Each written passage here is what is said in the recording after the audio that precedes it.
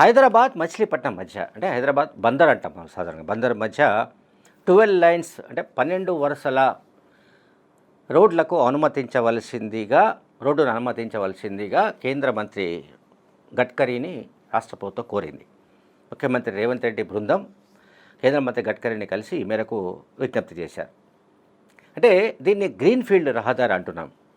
అంటే ఇక్కడ నుంచి ఏది మన హైదరాబాద్ నుంచి అంటే భారత్ ఫ్యూచర్ సిటీ అని ఏదైతే మనం చెప్తున్నామో భారత్ ఫ్యూచర్ సిటీ నుంచి బందర్ వరకు ఈ గ్రీన్ ఫీల్డ్ రహదారి సంబంధించిన అనుమతులు కోరుతున్నారు.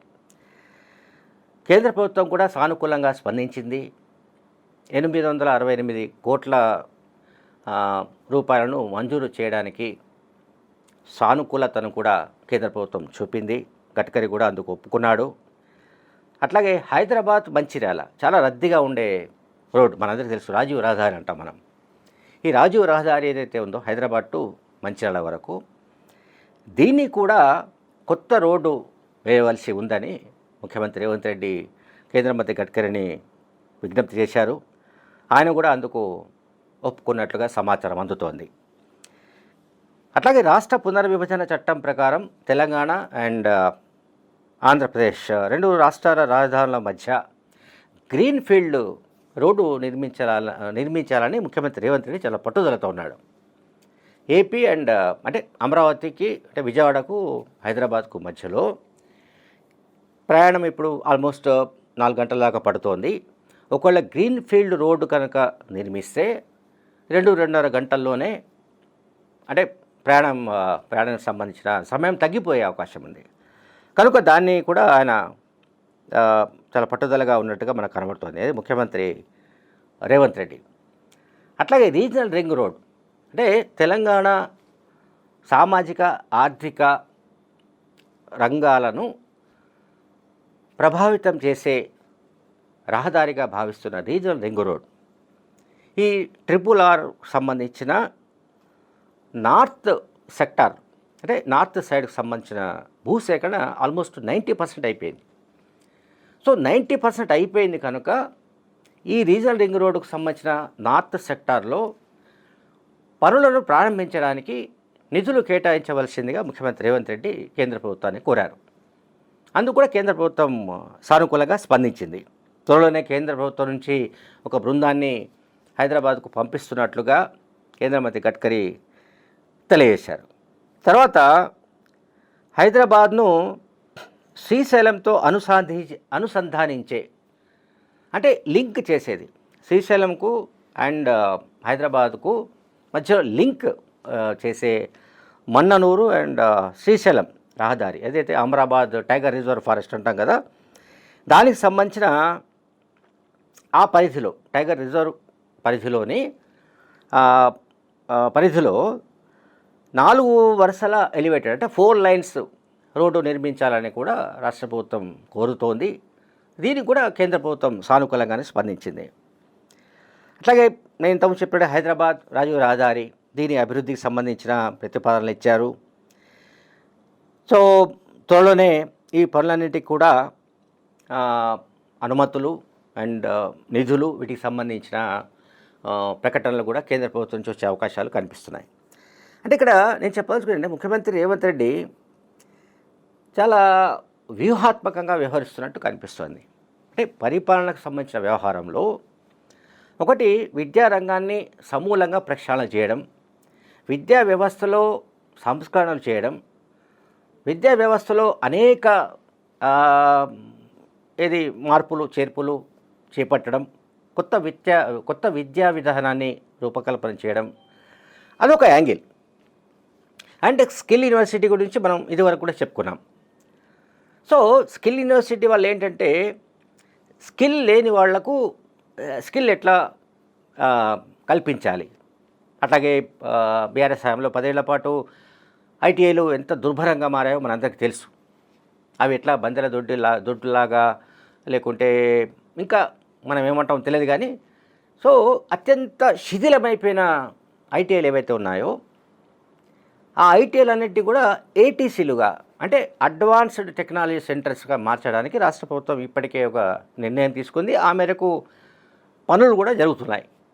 ఒకటి ఐటీఐల పునరుద్ధరణ, ఇంకోటి స్కిల్ యూనివర్సిటీ, అండ్ ఇంకోటి ప్రతిష్టాత్మకంగా రేవంత్ రెడ్డి చేపడుతున్న future city, Bharat future city అంటున్నాం.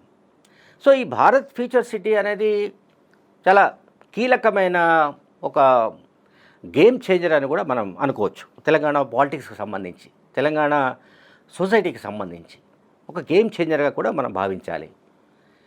ఫ్యూచర్ సిటీ ఏర్పడిన తర్వాత, అది పూర్తయిన తర్వాత దానికి సంబంధించి అంటే మన హైదరాబాద్, అట్లాగే ఇప్పుడు ముఖ్యమంత్రి రేవంత్ రెడ్డి బృందం ఏదైతే కేంద్ర ప్రభుత్వాన్ని, కేంద్ర మంత్రి గడ్కరీ దగ్గర ఏవైతే ప్రతిపాదనలు పెట్టిందో, లైక్ హైదరాబాద్ టు బందర్ వరకు గ్రీన్ఫీల్డ్ రోడ్డు, అట్లాగే ఇటు మన్ననూరు నుంచి శ్రీశైలం వరకు ఒక 4 లైన్స్ రోడ్డు, అండ్ ఇటు బియాండ్ ఇది మన కరీంనగర్ వైపు ఉన్న రాజీవ్ రహదారి అంటున్నాం, దానికి సంబంధించిన అది వైడన్ చేయడం, ఇవన్నీ కూడా చిన్న విషయాలేం కాదు. అంటే నిర్మాణాత్మకమైన పనులను చేపట్టడానికి ముఖ్యమంత్రి రేవంత్ రెడ్డి ఎక్కువ కాన్సన్ట్రేట్ చేస్తున్నట్టుగా కనిపిస్తోంది. మనం గతంలో చూసాం. అంటే 10 ఏళ్ల పాటు కేసీఆర్ చేసిందంతా కూడా ఏంటంటే వెల్ఫేర్ స్కీమ్స్ పట్ల మోర్ అండ్ మోర్ ఆయన ఎక్కువ కాన్సన్ట్రేట్ చేసినట్టుగా మనకు అనిపించింది. మోర్ అండ్ మోర్ కాన్సన్ట్రేట్ చేసినట్టుగా ప్రజల్లో ఒక భ్రమ కల్పించారు. నిజానికి ఆ సంక్షేమ కార్యక్రమాల పేరిట జరిగిన దోపిడీ, ఆ సంక్షేమ కార్యక్రమాల రూపంలో జరిగిన లూటీ చాలామంది ప్రజలకు ఇప్పటికీ తెలియదు.